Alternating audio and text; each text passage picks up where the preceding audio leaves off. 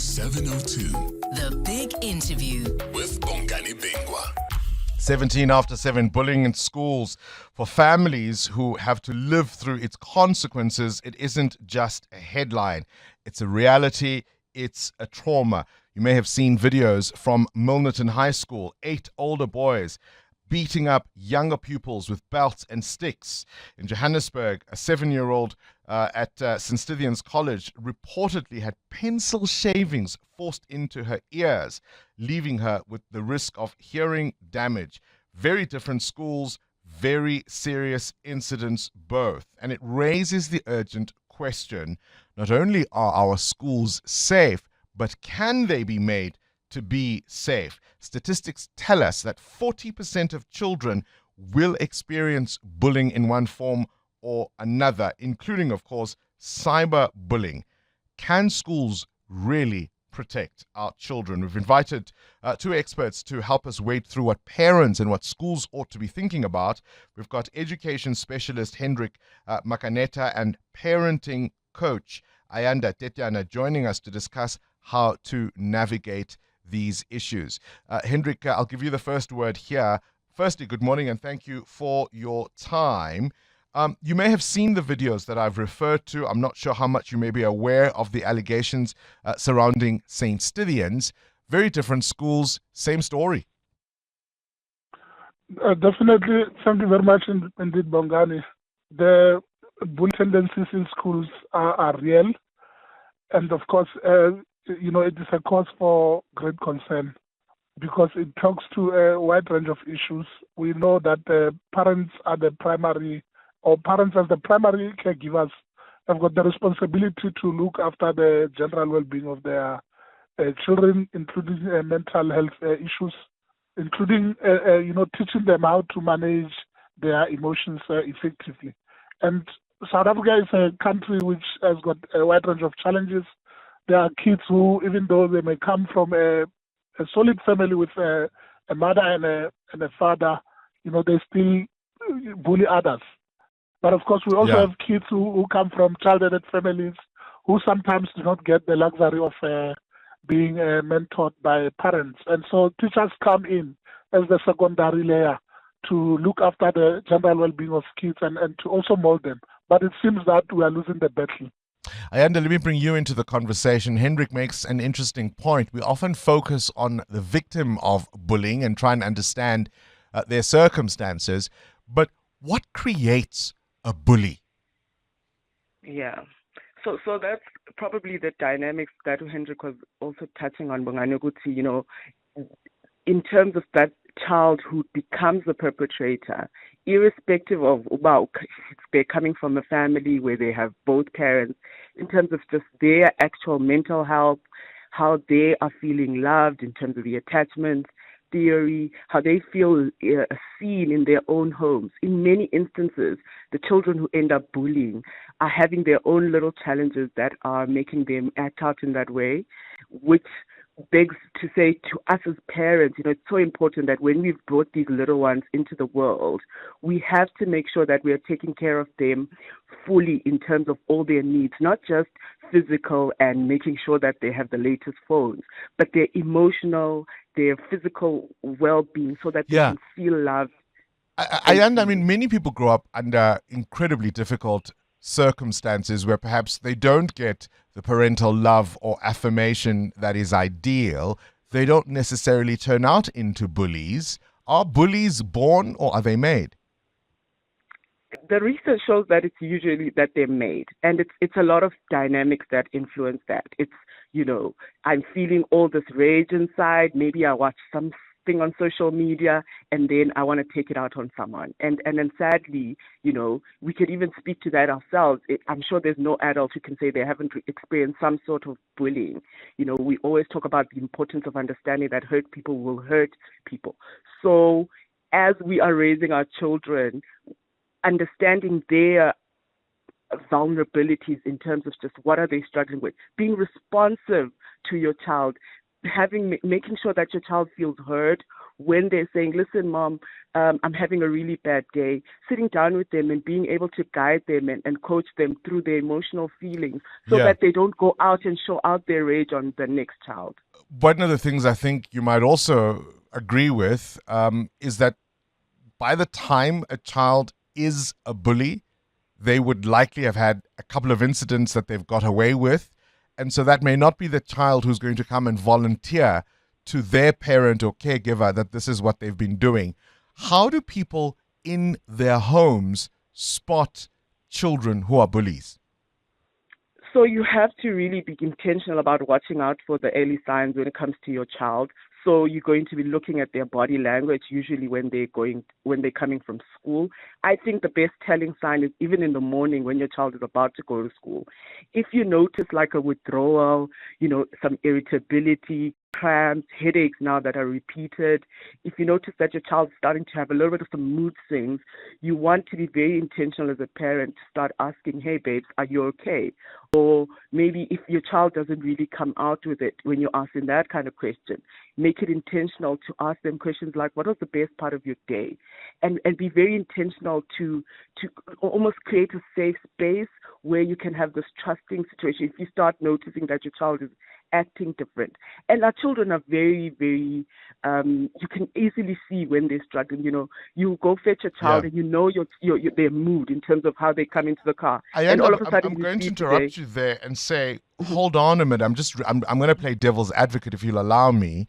That perhaps all might apply even to a younger child or a child whose bullying journey is just beginning. The horrors we saw in those videos, are they beyond redemption? Can they still be rescued? Can children like that who are really monsters?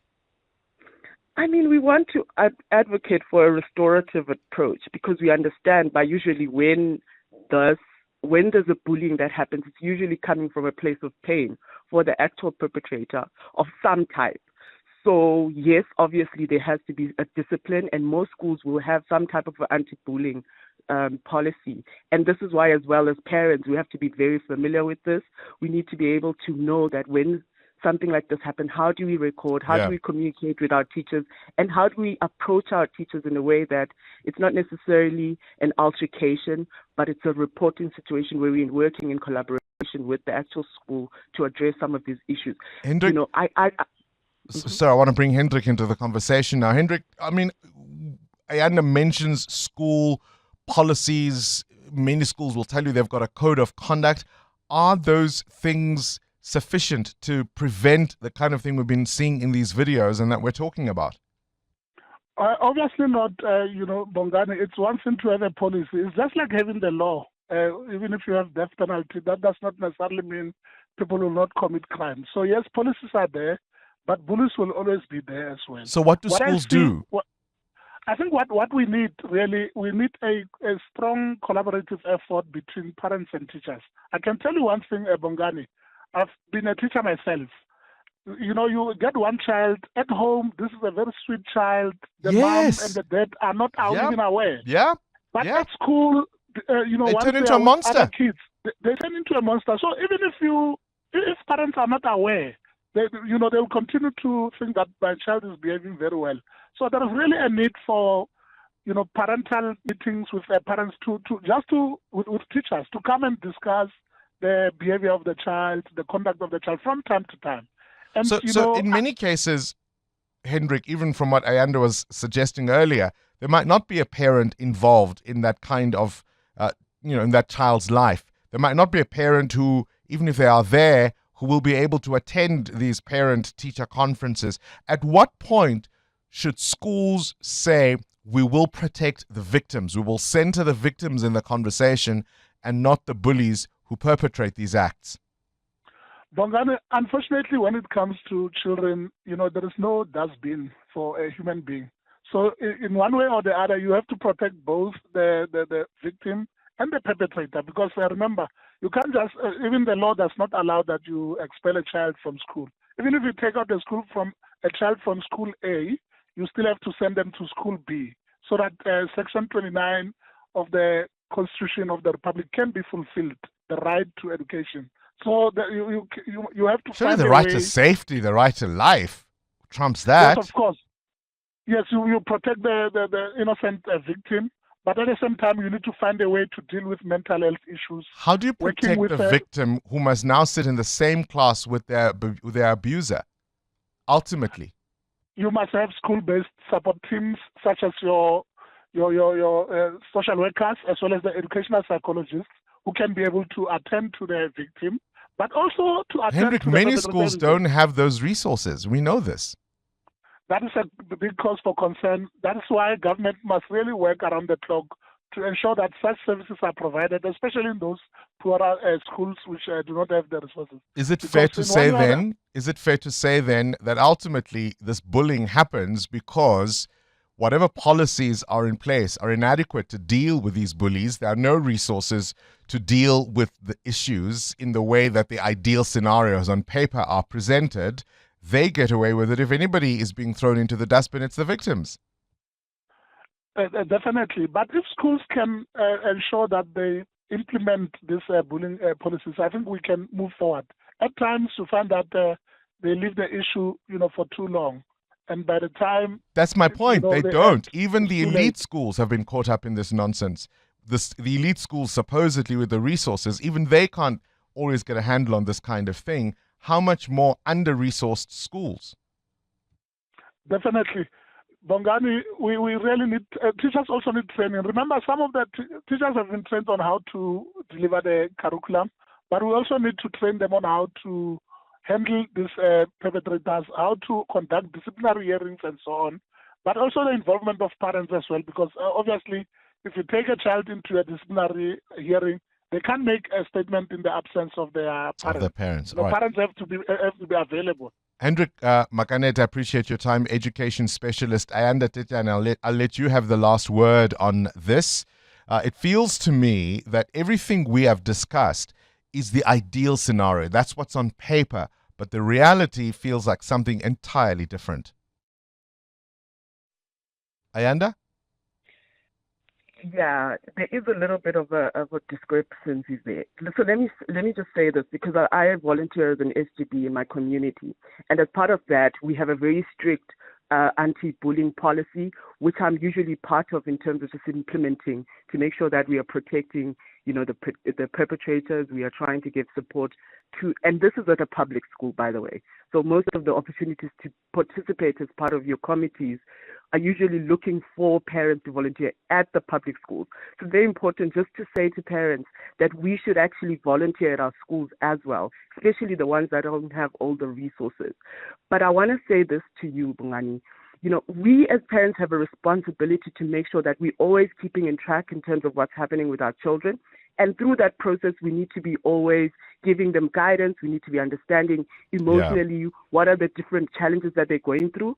I want to speak to something that you mentioned in terms of just how... Right, we've got to wrap it up. Ayanda, just make me your final point. Yeah. You can't, as a parent, for instance, approach directly a child who's bullying your own child. I'm just making an example. Because then in that instance, then you're creating more problems in terms of the child. So understanding the school's policy, unfortunately, at this point, this is all we have. And if you want to add more to that, volunteer to be part of the committees in the schools and participating in bringing more policies and programs. All right. Ayanda Tetyana, appreciate your time, parenting coach and author. It all sounds lovely.